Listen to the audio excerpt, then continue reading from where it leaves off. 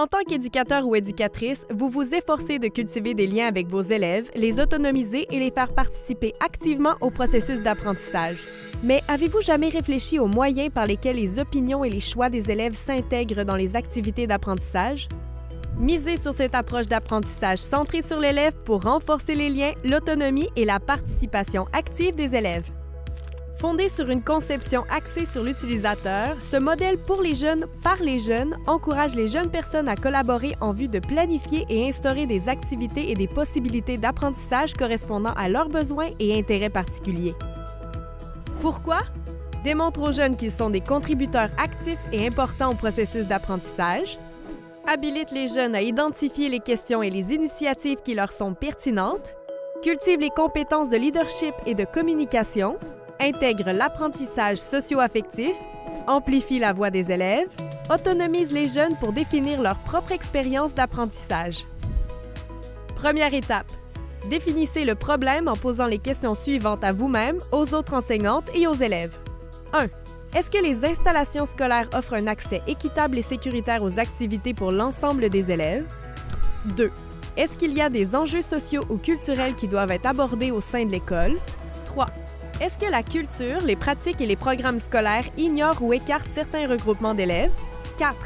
Est-ce que le contexte est accueillant et positif pour tous les élèves? 5.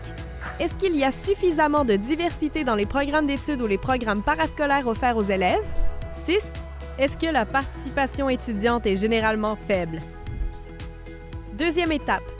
Faites passer un sondage ou tenez des entretiens avec les élèves pour mieux les connaître et recevoir leurs opinions sur le problème. Assurez-vous de protéger l'anonymat des réponses aux sondages, aux entretiens. Les informations ne doivent pas être attribuables à des élèves particuliers. Troisième étape. Convoquez un groupe de travail. Recrutez des élèves pour le groupe de travail. Décidez si d'autres enseignants, enseignantes ou membres de la communauté scolaire vont y participer et prenez contact le cas échéant. Quatrième étape. Partagez les informations cueillies dans le cadre du sondage ou des entretiens avec le groupe de travail pour que ce dernier puisse examiner et analyser les constats, déceler les tendances et tenir des conversations sur les problèmes ainsi définis. Cinquième étape.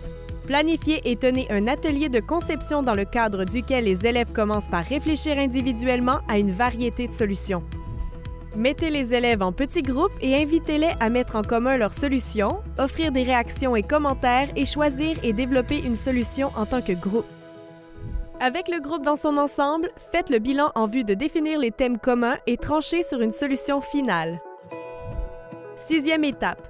Invitez les élèves à mettre en œuvre la solution qu'ils ont conçue. Les élèves devraient tenir des discussions sur le comment, quand, où, ainsi que le quoi, à savoir les ressources dont ils ont besoin, pour instaurer la solution.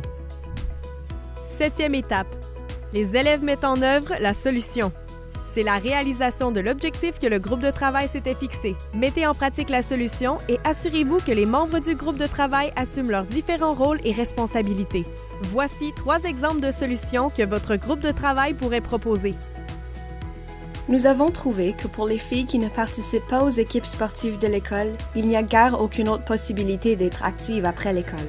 Nous avons donc créé un programme intramuraux après l'école dans lequel nous essayons une variété d'activités comme l'autodéfense et l'haltérophilie.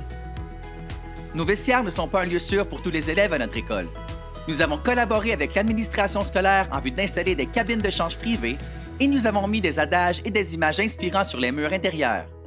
En plus, nous avons élaboré une entente de lieu sûr selon laquelle chaque élève dispose de la possibilité de prendre la parole dans le but de définir un ensemble de règles applicables à l'utilisation des vestiaires pour garantir que c'est un lieu sûr pour tout le monde.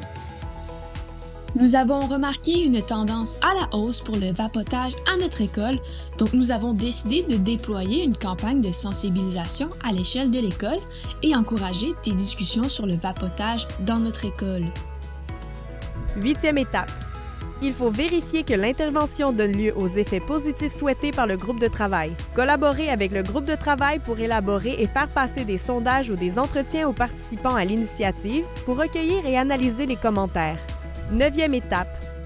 Partagez avec le groupe de travail les résultats du sondage ou des entretiens effectués après la mise en œuvre du projet et tenez une conversation sur les constats. Facultativement, les membres du groupe de travail peuvent présenter les constats aux participants.